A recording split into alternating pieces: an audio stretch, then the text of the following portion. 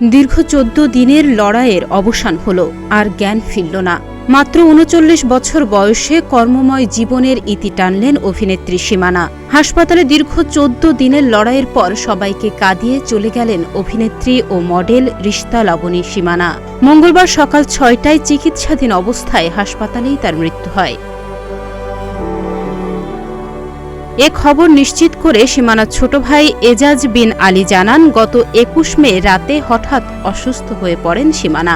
সেদিন রাত 11:30টার দিকে তাকে দ্রুত ধানমন্ডির বেসরকারি একটি হাসপাতালে ভর্তি করানো হলে জানতে পারেন মস্তিষ্কে রক্তক্ষরণ হচ্ছে।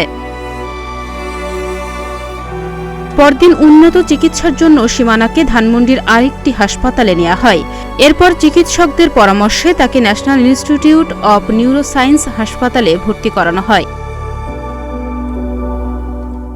গত ২৫ মে একই হাসপাতালে তার মস্তিষ্কে অস্ত্রোপচার হয়। গত বুধবার বিকেলে তাকে স্থানান্তর করা হয় ঢাকার বঙ্গবন্ধু শেখ মুজিব মেডিকেল হাসপাতালে।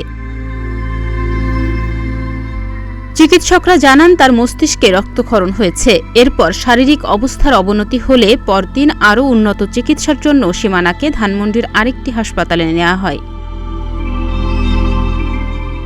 সীমানার বড় ভাই এজাজ বিন আলী জানান, শুরুর দিকে তাকে আইসিইউতে রাখা হলেও বুধবার থেকে লাইফ সাপোর্টে রাখা হয়, কিন্তু সব চেষ্টা ব্যর্থ করে সীমানা চলে যান না ফেরার দেশে। মৃত্যুকালে স্বামী ও 2 ছেলে রেখে গেছেন তিনি।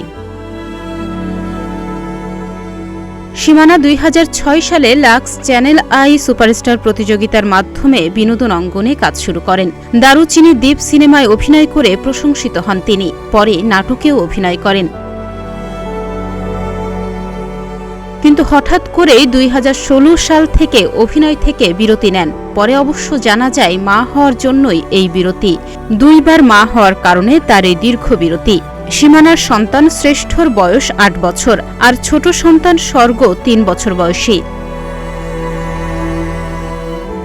বিরতি ভেঙে আবারও গত বছর থেকে নাটকে অভিনয় শুরু করেন সীমানা। তার এই অকাল মৃত্যুতে শোকের ছায়া নেমে এসেছে পরিবার ও সাংস্কৃতিক অঙ্গনে।